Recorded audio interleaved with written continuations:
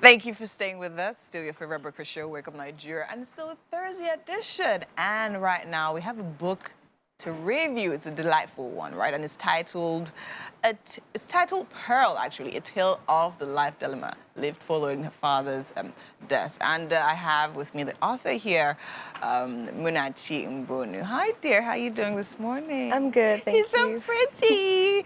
I look forward, or like I'm trying to live back to days when my skin was so flawless. So this literally has a really lovely cover.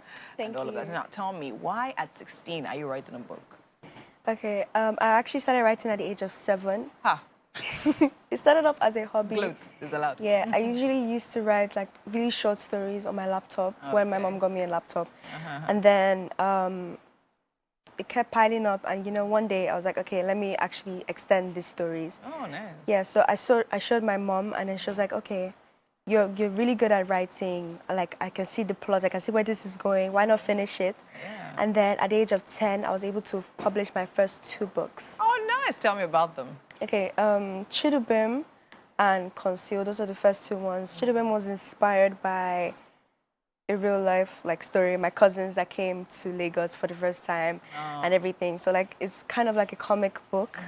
Yeah, then Concealed is just like one of these high school drama kind of book, yeah. Okay, but so that was happening in school, so that's when you pull your inspiration. So you literally pull inspiration from things happening around you. Yeah. All right, so now in my hands, I'm holding Pearl. Okay. Now tell me, what is Pearl about? I think something lovely I love about is the fact that you actually use precious stones as the content, titles. I think it's beautiful. So tell me about Pearl. Okay, so unlike the other 3 books I've written that were meant to be enjoyed by everyone, first of all, this book has an age rating of 13 because of the topics that are considered sensitive by society. Yeah. This book talks about the importance of mental health and gives people the courage to seek help if they need. Yeah. Okay, so now talking about the importance of mental health. Where did that come from? Why did you decide to write about mental health? All right, so I started writing this book about almost 2 years ago when I heard this story. Is a real life experience from someone I know. Okay. Yeah, she was going through something that a lot of people probably are going through in the world right now, and I decided, okay, let me try and put out her story. Yeah. This isn't exactly what she's going through, so but I kind of tweaked some stuff. Related, yes. Yeah, yes. But this is basically what she's going through, and I feel like a lot of people will be able to relate with this and see that they're not alone. Yeah, so when you hear a story and you're trying to put it out together in the book, how do you flesh it up? What research? What do you go through? Do you speak to the person? Do you read on your own? Do you just imagine things and put them all down? All right, so my writing... One, using this as an example. Okay. Yeah. So when I was writing this book, it took a long time because I was in school. Okay. And I have a lot of exams coming up and exams that I've written so far. So I didn't exactly have a lot of time to do research and everything.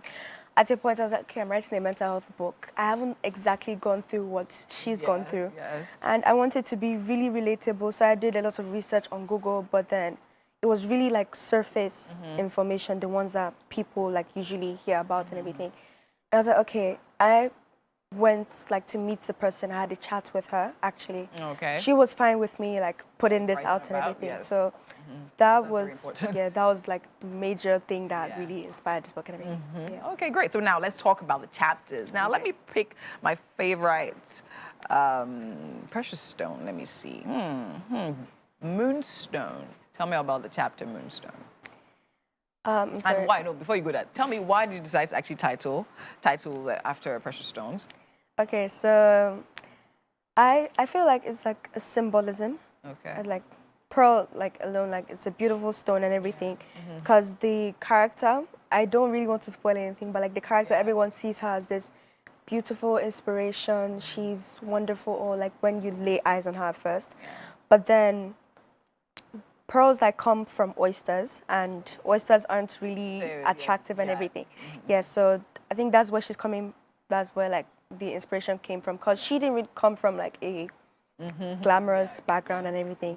Yeah, and then the chapters, I decided let me make it fun, because I don't want it to be chapter 1, chapter 2, chapter 3. Yeah. So I was like, okay, pearl, what like stuff that relates with pearls, like gemstones. I was like, okay, that's fine. All right, amazing. So let's not go into the book. Let's not spoil anything, as you said, right? But I love the fact that, I mean, at this young age, you're literally doing something like this, and it seems like you have your thoughts together. You know what you're doing. I think that's beautiful, and I love the fact that you're actually tapping into like your creativity. I mean, the cover, it looks gorgeous. The chapter, the content, and all of that. So now let's talk about you balancing things out. So you spoke about having exams while you're writing a book, and I've tried writing 2 books. I haven't finished. Like, I literally just write and I just can't, right? So how do you manage to balance that out? Okay, so first of all, I had to learn discipline and goal setting. Yeah, because as like a student, you're easily carried away with your books. You can say, oh, you have the excuse to be like, oh, I'm studying, I have exams, this and that and everything. Yeah. But then actually you have to like set your mind to actually do that thing. Okay, so you like have to plan out your day. I usually plan out my day. Sometimes I don't write. Sometimes my day is just free. I rest and everything. But most of the time, I'm like, okay, I'll study this, I'll do this, and then maybe I'll write a chapter or 2, or maybe a short story, like just to keep me busy and everything. And usually inspiration comes from that, because let's say I write like a short piece the other day. I'm like, okay, I can work on this. I can add this to this. So you basically have like a schedule. You know what you want. Like, I think she has her life all figured out, right? Is that because we don't have the element of adulthood in it yet? Maybe mommy's paying the bills, so, I mean. Okay, so now tell me, when you released this book, what was the acceptance like? What do people, first of all, who's the target audience for this? Okay. So this is targeted on our generation, especially the youth. Your generation? Because well, it's meant for everyone, but then it's mostly targeted for this generation, because the setting is literally like. But do they read though? Yeah, I'm trying to, like, with my books, I'm trying to build on the reading culture. So I'm writing things that are relatable to a lot of people, especially around my age. So, like, they can relate with it and, you know, keep reading and everything. And probably inspire someone to maybe do the same. Have your friends actually read this book? Yeah, they have. What's their review like? They loved it. They were like, okay, this is different from the other books you've written. Like, there are lots of, like, a few serious issues and then moral, like, real life moral lessons and everything. And they aren't like the same age as her, so like they can tell like, okay, I won't do this when I'm like when you're at that point. So it's also even very instructive as well, and it helps guide them through that part of life. I think that's really, really brilliant. And I definitely love it. And I love the fact that your mom is literally like really supportive. Yeah, she's my number 1 fan. You're your number 1 fan, and mommy's right here in the studio looking pretty. I mean, I love this. So now what's next with this? Do you have another paper you're working on right now? What are you looking at future-wise? Actually, at the same day I published this book, I launched a website. Okay. All you need to do is just go to mmesoma.mbonu.com on like any browser, sign up. It's totally free. It's really accessible. There are lots of free stories there and everything. Yeah, so I will be. What's the website about? Okay, so the website has lots of stories, but like with different age groups. Yeah, so you can like you fall into any category. Yes, there's teens, there's adults, there's also folk tales told by Joker Silva.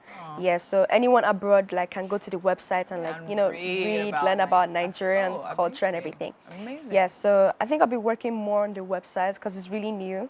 I'm gonna be putting more stories, maybe collaborate with other people. Yeah, I'm in my last year of school. I'm in year 12. Oh, nice. Yeah, so I have exams and mock exams to like focus on. But grateful, hopefully, by the grace of God, I'm able to do another book. Amazing. Definitely, I'm sure you're going to live a really long life, and you definitely are going to drop more and more books. Thank you so much. Thank you so much for having me. I mean, it was amazing and pleasant having you. Thank you so much. Mommy, you're doing a really good job. Well done. All right, and that's it on this part of things right here. But I have Mike in my kitchen. I wonder what he's doing.